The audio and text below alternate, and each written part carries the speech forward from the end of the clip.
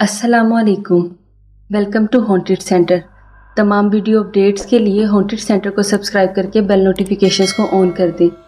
आप हमारी वीडियोस को ज़्यादा से ज़्यादा लाइक और शेयर भी कर सकते हैं।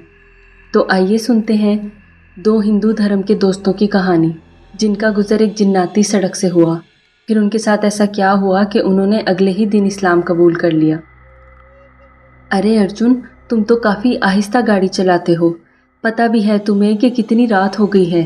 टाइम देखो, 2 बज रहे हैं। आज तो मम्मी पक्का मार डालेंगी। नैना मुसलसल बोले जा रही थी।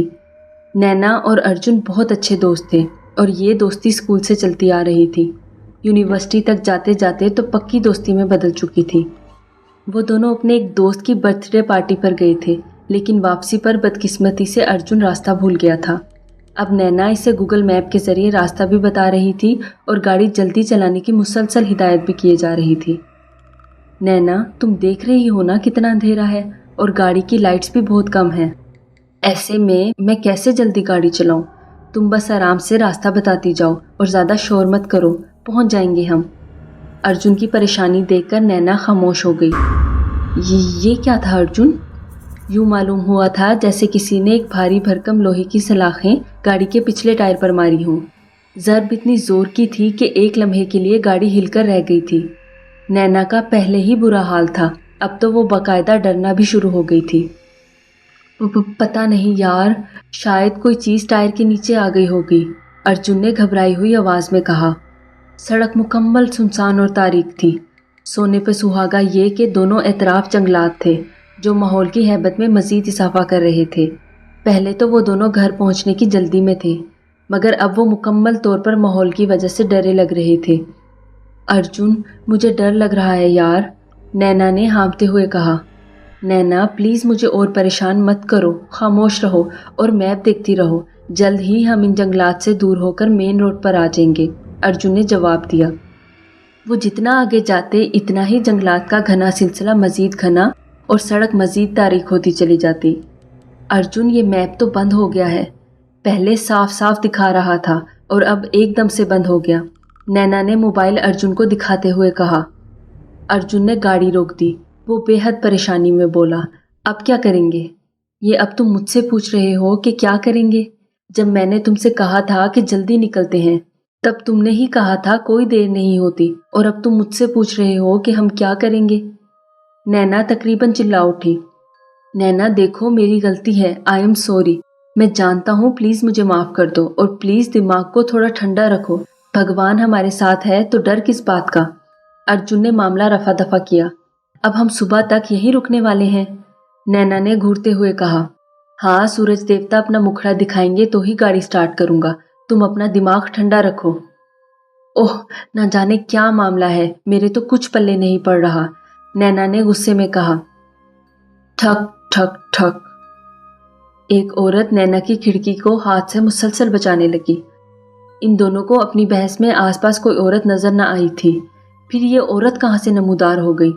इस औरत ने स्याह लिबास पहना हुआ था और रात की स्याही का ही एक हिस्सा मालूम हो रही थी। अर्जुन, ये कहाँ से आ गई? नैना ने तकरीबन रोते हुए कहा। अर्जुन की भी सिटी गुम हो गई। इसने फौरन गाड़ी स्टार्ट कर दी और सड़क पर दौड़ाने लगा। नैना, मुझे तो कुछ गड़बड़ लग रही है यहाँ। ये कोई भूत प्रीत का चक्कर लगता है नैना, अर्जुन हकलाते हुए बोला। अर्जुन प्लीज़ गाड़ी तेज़ भगाओ, मेरा दिल काम करना छोड़ देगा। अर्जुन, मुझे बहुत डर लग रहा है, नैना ने किसी बच्चे की मानिंद रोते हुए कहा। नैना तुम डरो नहीं, बस मैं यहाँ से निकलने की कोशिश कर रहा हूँ। हाँ जल्दी चलाओ प्लीज़, नैना ने पीछे देखते हुए कहा। अब गाड़ी ने मुसलसल हिचकोले खाने शुरू कर दिए थे। ऐसा लगता था कोई पथरीली जगह है जहाँ टायर भी पंक्चर हो सकते थे। अचानक सामने इन्हें एक नहीं बेशुमार काले मलबूसात में औरतों का एक झुरमुट नजर आया।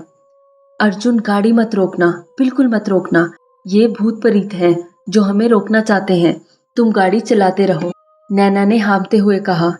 ठीक है, मैं गाड़ी नहीं रोक रहा, तुम परेशान ना हो, अर्जुन ने तसल्ली दी और गाड़ी की स्पीड बढ़ा दी। जैसे जैसे गाड़ी तेजी से आगे बढ़ती जा रही थी, काले मलबूसात वाली औरतें हवा की मानिंद गायब होती जा रही थीं। लेकिन काली स्याह रात और जंगलात का सिलसिला खत्म होने का नाम ही नहीं ले रहा था। وہ دونوں اب بری طرح کانپ رہے تھے مگر اعتماد نہیں ہارے تھے۔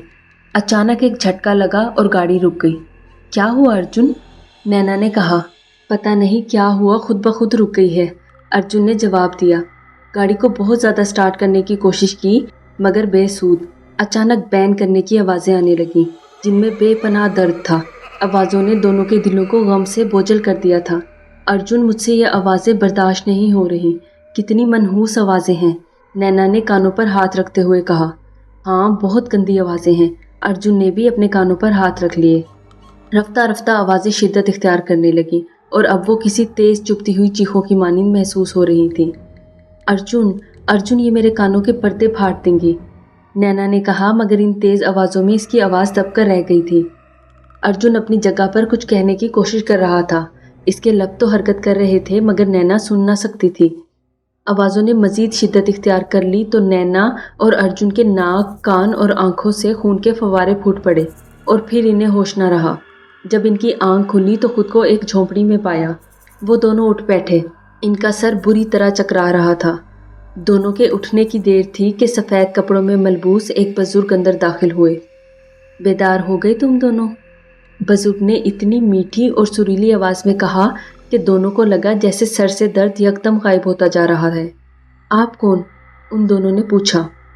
میں تو اس رب کا ادنا سا بندہ ہوں اور مخلوق خدا کی خدمت میں رہتا ہوں کہ شاید میرا اللہ مجھ سے راضی ہو سکے۔ نینا اور ارجن سمجھ گئے تھے کہ یہ بزرگ مسلمان دھرم کے ہیں۔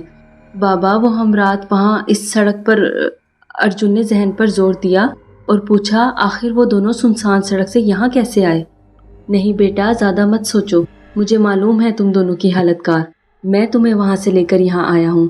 تم دونوں یہ قہوہ پی لو اور پھر لوٹ جاؤ، صبح ہو چکی ہے۔ ان دونوں نے قہوہ پی لیا تو ایسا لگا جیسے گنگا جل پی لیا۔ بزرگ نے مسکراتے ہوئے کہا، جہاں تم لوگ پھنس گئے تھے وہاں کچھ آسیب حضرات رہتے ہیں، کافی شریر ہیں، کوئی اس راہ میں پھنس جائے تو بہت تنگ کرتے ہیں، لیکن اللہ تعالیٰ نے تم لوگوں کو بچا لیا ہے مجھے وسیلہ بنا کر۔ نینا اور ارجن کو یقین نہیں آ رہا تھا کہ وہ بچ گئے ہیں۔ بزرگ انہیں جھونپڑی سے باہر لے کر آ گئے اور سیدھا انگلی کا اشارہ کر کے کہنے لگے، بچوں سیدھا چلتے جانا تو بہت جلد آبادی والی راہ پر پہنچ جاؤ گے، اللہ تمہارا حامی و ناصر رہے۔ وہ دونوں بزرگ کے بتائے ہوئے راستے پر سیدھا چل پڑے۔